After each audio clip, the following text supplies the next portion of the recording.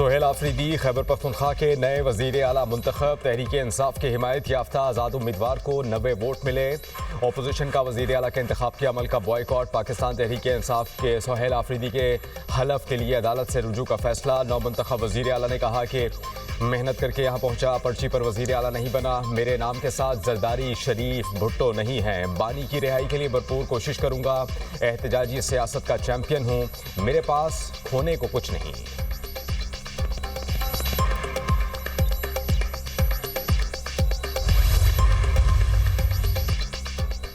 Governor کا اقدام مکمل طور پر غیر آئینی ہے۔ وزیر اعلیٰ نے آئین کے آرٹیکل 130 کی شق 8 کے تحت استعفیٰ دیا۔ پہلے اور دوسرے استعفے کے سائن میں کوئی فرق نہیں۔ اسپیکر خیبر پختونخوا اسمبلی بابر سلیم سواتی نے کہا کہ علی امین گنڈاپور نے اسمبلی فلور پر استعفے کی تصدیق کی۔ اسمبلی قواعد و ضوابط شق 17 کے تحت وزیر اعلیٰ کے انتخاب کا طریقہ کار بالکل واضح ہے۔ وزیر اعلیٰ کے استعفے کی منظوری کے بغیر دوسرے وزیر اعلیٰ کا انتخاب غیر آئینی ہے۔ استعفیٰ منظور ہونے کے بعد کابینہ سے ڈی نوٹیفائی ہوگا۔ اپوزیشن لیڈر ڈاکٹر عباد اللہ نے کہا، آئین میں استعفیٰ منظور کرنے کا ایک طریقہ کار موجود ہے۔ ہم اس غیر آئینی عمل کا حصہ نہیں بننا چاہتے۔ ملک میں جمہوریت اور قانون کی بالادستی چاہتے ہیں۔ استعفے کو مذاق نہ بنایا جائے۔ ہماری جدوجہد پاکستان اور صوبے کے لیے جاری ہے۔ پی ٹی آئی کے امیدوار سہیل آفریدی کو ایڈوانس مبارکباد دیتا ہوں۔ میں اپنا استعفیٰ گورنر کو بھیج چکا ہوں۔ علی امین گنڈاپور کا خیبر پختونخوا اسمبلی اجلاس میں اظہار خیال، کہا کہ بطور وزیر اعلیٰ جو کچھ کیا وہ ریکارڈ پر موجود ہے۔ میں نے ہر حلقے کے لیے ترقیاتی فنڈز دیے۔ 280 ارب روپے ابھی بھی خزانے میں پڑے ہوئے ہیں۔ علی امین گنڈاپور 2 خواتین کی لڑائی میں ذبح ہوئے ہیں۔ وزیر اطلاعات پنجاب عظمی بخاری کی نیوز کانفرنس، کہا کہ سہیل آفریدی نے کہا کہ اپنے زور بازو پر آیا ہوں جس پر ہنسی آ رہی ہے۔ سہیل آفریدی کشتی کا مقابلہ جیت کر نہیں آئے۔ افغانستان پاکستان میں دراندازی کی کوشش کر رہا ہے۔ پاک افواج جواب دے رہی ہے۔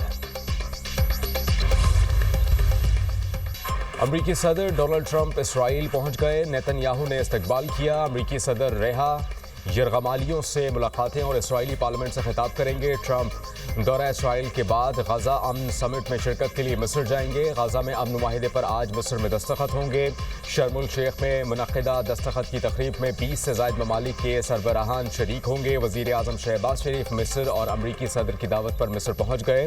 نائب وزیر اعظم اسحاق ڈار اور سینئر وزراء بھی وزیر اعظم کے ہمراہ۔ غزہ جنگ بندی معاہدے کے تحت فلسطینی اور اسرائیلی یرغمالیوں کی رہائی۔ پہلے مرحلے میں 7 اسرائیلی یرغمالی اسرائیلی سیکیورٹی فورسز کے حوالے۔ حماس نے آج 20 زندہ اسرائیلی یرغمالیوں کو ریڈ کراس کے ذریعے اسرائیلی سیکیورٹی فورسز کے حوالے کیا۔ اسرائیلی جیلوں سے بھی فلسطینی قیدیوں کی رہائی کا سلسلہ جاری۔ ریڈ کراس کی بسیں فلسطینی قیدیوں کو اسرائیل کی اوفر جیل سے لینے پہنچ گئیں۔ اسرائیل کی جانب سے 1000 سے زائد فلسطینی قیدیوں کی آج رہائی کا امکان۔ پاک افغان جنگ کا علم ہے، امریکہ واپسی پر معاملے کو دیکھوں گا۔ امریکی صدر ٹرمپ کے دورہ اسرائیل پر طیارے میں میڈیا سے گفتگو، کہا کہ جنگیں ختم کرانے میں ماہر ہوں، ایک اور جنگ کے خاتمے کی کوشش کر رہا ہوں۔ پاکستان اور بھارت کی جنگ ٹیرف کی مدد سے روکی تھی۔ دونوں ممالک سے کہا لڑائی نہیں، تجارت کو اہمیت دیں۔ افغان طالبان کے بلا اشتعال حملے پر افواج پاکستان کا بھرپور جواب۔ 200 سے زائد افغان طالبان اور خارجی دہشت گرد ہلاک، بڑی تعداد میں زخمی ہو گئے۔ افغان طالبان کے خلاف مؤثر کارروائیوں میں پاک فوج کے 23 جوان شہید اور 29 زخمی ہوئے۔ پاک افغان سرحد پر افغان طالبان اور بھارتی حمایت یافتہ دہشت گردوں نے حملہ کیا۔ پاکستانی افواج کا فوری اور فیصلہ کن رد عمل، دشمن پسپا ہو گیا۔ افغان طالبان اور حمایتی خارجیوں کو بھاری جانی نقصان پہنچا۔ پاکستانی افواج نے دشمن کے 21 مقامات پر عارضی قبضہ کیا۔ آئی ایس پی آر نے کہا کہ افغان طالبان کے کئی کیمپس، تربیتی مراکز اور ٹھکانے تباہ کر دیے گئے۔ افغانستان میں موجود فتنہ الخارج اور داعش کے نیٹ ورک کو نشانہ بنایا گیا۔ کیا کسی جماعت کا حق ہوتا ہے کہ بینچ کو ہٹا کر دوسرا بینچ بنا دیا جائے؟ کیا ہم پابند ہیں کہ بینچ تبدیل کریں؟ کیا جماعت چاہتی ہے کہ ہمیں مخصوص بینچ یا ججز دیے جائیں؟ کسی جماعت کا حق نہیں کہ مخصوص بینچ منتخب کریں۔ 26ویں آئینی ترمیم کے خلاف درخواستوں پر جسٹس جمال خان مندوخیل کے ریمارکس۔ وکیل عابد زبیری نے کہا کہ میں کسی جج کو غلط نہیں کہہ رہا، یہ بہت اہم کیس ہے، اس لیے فل کورٹ ضروری ہے۔ سابق نگران وفاقی وزیر گوہر اعجاز کا پاک فوج کو خراج تحسین۔ ایکس پر پیغام میں لکھا، پاک افغان سرحد پر پاک فوج نے جرأت و بہادری کی شاندار مثال قائم کی۔ انتہائی بہادری اور پیشہ ورانہ مہارت سے مادر وطن کا دفاع کیا۔ پاک فوج نے ملک کی خود مختاری، عزت اور وقار کا پرچم سربلند رکھا۔ پاک فوج کی قربانیوں سے ہماری سرحدیں محفوظ اور ملک میں امن قائم ہے۔ پوری قوم اپنی افواج کے ساتھ کھڑی ہے۔ یہی اتحاد اور جذبہ پاکستان کو مضبوط بناتا ہے۔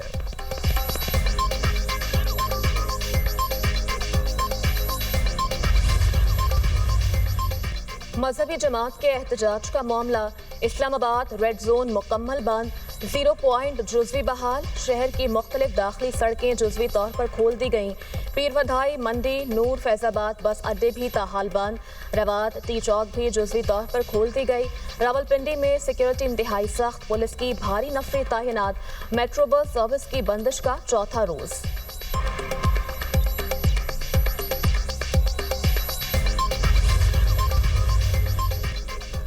وزیر خزانہ محمد اورنگزیب IMF اور ورلڈ بینک کے سالانہ اجلاسوں میں شرکت کے لیے امریکہ پہنچ گئے۔ ورلڈ اکنامک فورم کے زیر اہتمام 2 اہم ایونٹس میں شریک ہوں گے۔ وزیر خزانہ IMF، ورلڈ بینک، IFC کے اعلیٰ حکام سے ملاقاتیں کریں گے۔ محمد اورنگزیب کی عالمی بینک کے صدر اجے بنگا سے ملاقات ہوگی۔ وزیر خزانہ کی وائٹ ہاؤس کے اعلیٰ حکام سے ملاقاتیں بھی شیڈول۔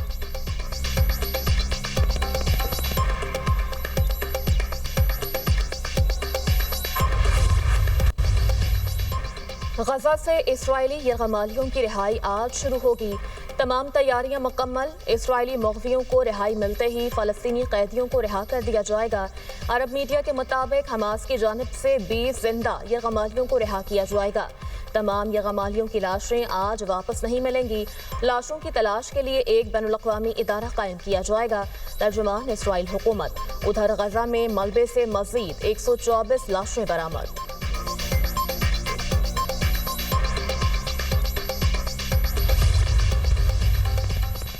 جنگی جنون میں مبتلا اسرائیلی وزیراعظم کی ڈٹھائی برقرار، غزہ پر دوبارہ حملوں کا عندیہ دے دیا۔ نیتن یاہو کا کہنا ہے کہ اسرائیل کو اب بھی بڑے سیکیورٹی چیلنجز کا سامنا ہے۔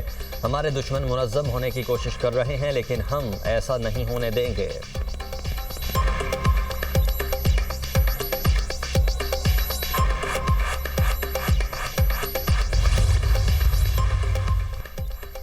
جنگ بندی کے بعد غزہ شہر میں ملبہ ہٹانے کا عمل شروع کر دیا گیا۔ امدادی سامان سے لدے درجنوں ٹرکس غزہ پہنچنا شروع ہو گئے۔ امن منصوبے پر عمل درآمد کے بعد ہزاروں بے گھر فلسطینی واپس غزہ کی جانب لوٹ رہے ہیں۔ شہر میں ہر طرف تباہی کے مناظر۔ حکام کے مطابق صرف غزہ میں 41,000 سے زائد رہائشی یونٹس مکمل طور پر تباہ ہو چکے۔ شہر میں 80 لاکھ مکعب میٹر ملبہ موجود ہے۔